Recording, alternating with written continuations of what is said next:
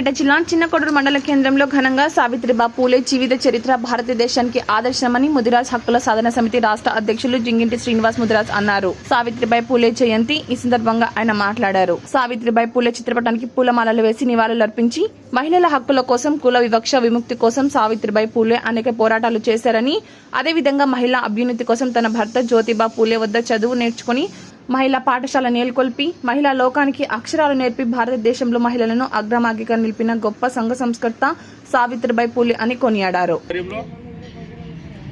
మరి ఈ యొక్క కార్యక్రమానికి విచ్చేసినటువంటి నాయకులందరికీ కూడా ధన్యవాదాలు తెలియజేస్తూ, మరి అణగారిన కులాల కోసం, స్త్రీ జాతి విముక్తి కోసం, మరి కుల వివక్షత దాని మీద పోరాటాలు చేస్తూ, మరి ఆమె భర్త మహాత్మా జ్యోతిరావు పూలే గారి అడుగుజాడలో నడుస్తూ మరి మొట్టమొదటిగా విద్యను అభ్యసించి, మరి ఆ విద్య ద్వారా మరి ప్రతి ఒక్కరికి కూడా మహిళలకు అప్పుడు పాఠశాలలు నెలకొల్పి, మరి ఆ పాఠశాలలోకి అణగారిన కులాల మహిళలను తీసుకొచ్చి మరి వారికి అక్షర జ్ఞానాన్ని నేర్పినటువంటి గొప్ప మహోన్నతురాలు సావిత్రిబాయి పూలే. మరి ఆనాడు మరి కొంతమంది కావాలని బ్రాహ్మణిజ వ్యవస్థలో మరి వాళ్ళు ఈ అక్షర జ్ఞానం వీళ్ళు అట్టడుగు వాళ్ళు నేర్చుకున్నట్లయితే మరి మనల్ని అనగదొక్కుతారు అనే ఉద్దేశంతో ఆమెని మరి ఆ పాఠశాలకు వెళ్లకుండా మార్గ మధ్యలో నిలబడి అవమానకరంగా మాట్లాడుతూ, మరి పీడ తల్లుతూ, మరి ఇలాంటి దుశ్చర్యలకు పాల్పడ్డా కూడా మరి ఆమె ఎక్కడ కూడా విరవకుండా మరి మా ఆటలు నేర్పడానికి ముందుకొచ్చి మరి ఒక పక్క పోరాటం చేస్తూనే మరో పక్క ఎందుకంటే అణగారిన కులాల కోసం పోరాటం చేయాలి, మరి పిల్లలు పుడితే ఈ పోరాటం మీద మక్కువ తగ్గుద్దనే ఉద్దేశంతో మరి పిల్లలు కాకుండా మరి అప్పుడు పసిమందులు కూడా తాగి పిల్లల్ని కనకుండా వారి యొక్క జీవితాన్ని ప్రజా ఉద్యమానికి అంకితం చేసి ఇవాళ స్త్రీ జాతిని మరి ప్రపంచంలోనే స్త్రీ జాతిని సగభాగంలో నిలబెట్టినటువంటి గొప్ప మహోన్నతురాలు సావిత్రిబాయి పూలే అని చెప్పి సందర్భంగా తెలియజేస్తూ, మరి తెలంగాణ ప్రభుత్వం ఆమెను గుర్తించి ఈరోజు మరి మహిళా ఉపాధ్యాయ దినోత్సవంగా ప్రకటించడము సంతోషకరము. గత 20 సంవత్సరాలుగా మేము పోరాటం చేస్తూ ఉన్నాము ఈ యొక్క మాట కోసము.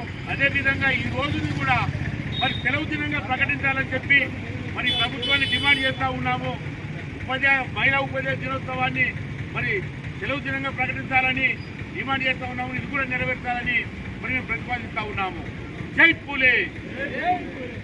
పూలే జన్మదినాన్ని పురస్కరించుకొని చిన్నకొడూరు మండల కేంద్రంలో ఏర్పాటు చేసినటువంటి కార్యక్రమానికి మరి కార్యక్రమంలో పాల్గొంటున్నటువంటి పెద్దలందరికీ కూడా మరి పేరున హృదయపూర్వక నమస్కారాలు తెలియజేసుకుంటూ, ముఖ్యంగా మరి నాటి 1848 సంవత్సరం నాడు ఆ కాలంలో ఉన్నటువంటి పరిస్థితుల్లో ఆనాడు స్త్రీజాతి ఎదుర్కొంటున్నటువంటి కుల వివక్ష, వర్గ వివక్ష, వర్ణ వివక్ష వ్యతిరేకంగా ఆనాడు చదువుకుని ఒక ఉపాధ్యాయులుగా స్థిరపడినటువంటి మరి సావిత్రిబాయి పూలే గారు తన భర్త ఆశయాలకు అనుగుణంగా మరి ఈ దేశంలో మహిళలు స్త్రీజాతి విముక్తి కోసం, మహిళా విద్యాభ్యాసం కోసం, మహిళల్లో చైతన్యపరచడం కొరకు ముందుకొచ్చిన విషయాన్ని ఈ సందర్భంగా మనం గుర్తు చేసుకోక తప్పదు.